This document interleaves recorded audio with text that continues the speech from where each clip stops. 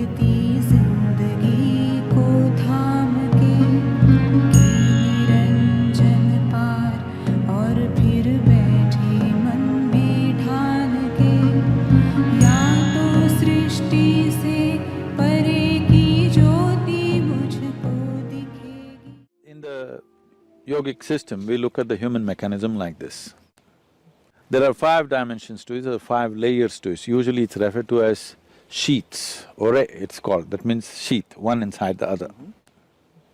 One is the physical body, which is referred to as the food body, because this is essentially a heap of food that we have gathered over a period of time. The next is known as the mental body, because we ascribe intelligence to every cell in the body. There is more memory and intelligence in each molecule of DNA than you can decipher through your brain. That much of intelligence and memory is sitting right here.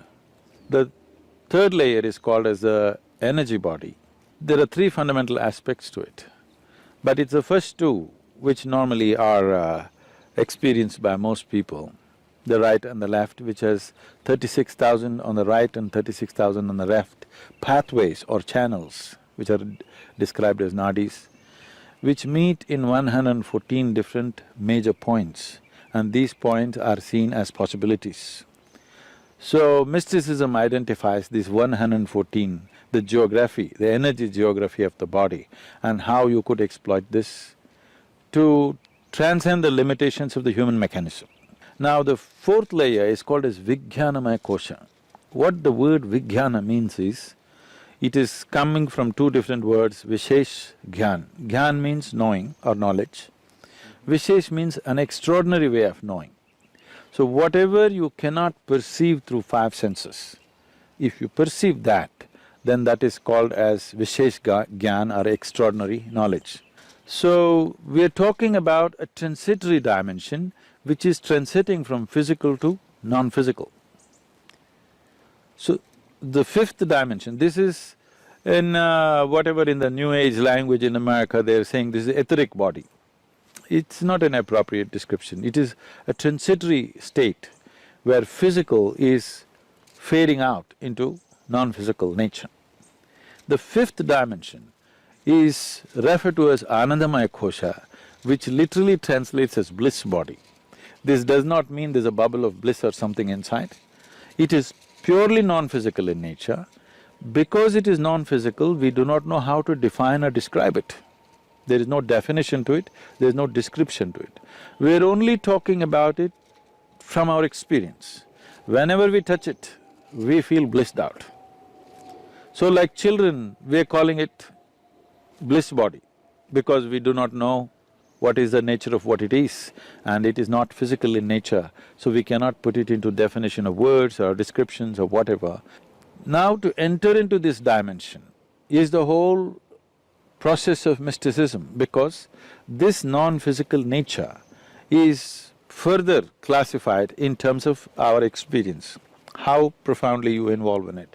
They talk like this. You can be in a fine spray of shower from this non-physical and how you will be. Or you can be drenched with it and how you will be. Or you can soak yourself in it and how you will be, like this it is described. In this context, it's a… here I have to surrender my logic a little bit because that's how far my logic will go. What this means is, these are referred to as different dimensions of stillness. How can stillness be of different dimensions?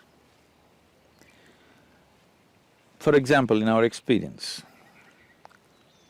if you're… normally a human being is breathing somewhere 12 to 15 times per minute.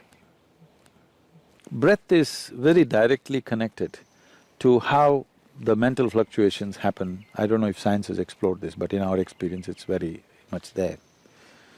Suppose naturally, not by effort, by doing the right kind of things with your system, naturally if your breath drops below 11, then you begin to understand various reverberations that are happening around you in terms of all the subsonic sounds in which the animals are communicating becomes very obvious to you.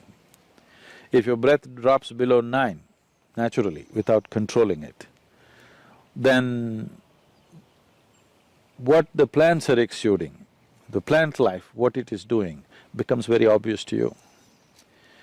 If your breath drops below 6,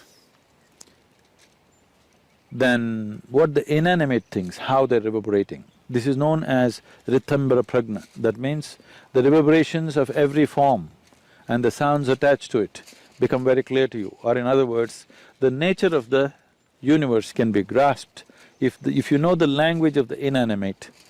Every form, how it is made, what is its nature, what it is right now and what it will evolve into, or what it was yesterday and what it is evolved into, all this is becoming apparent to you. As the concerns of survival recede, human beings will naturally evolve into perceiving higher things. But the important thing is the level of static, because breath is a survival process. If you sit still, it goes down. The more still your body becomes, the less you breathe. If you bring your whole system to a certain level of stillness, not being in a hyperventilated state, then your perception goes on increasing. So as the stillness deepens, these are referred to as, traditionally there are various ways in which it is presented. It is usually called as it's called Rudra, Hara and Sadashiva. One is still, but he's vibrant, he's roaring. Another is still, but he's in activity still. Another is absolutely still. Now always that which is absolutely still is referred to be as the ultimate intelligence.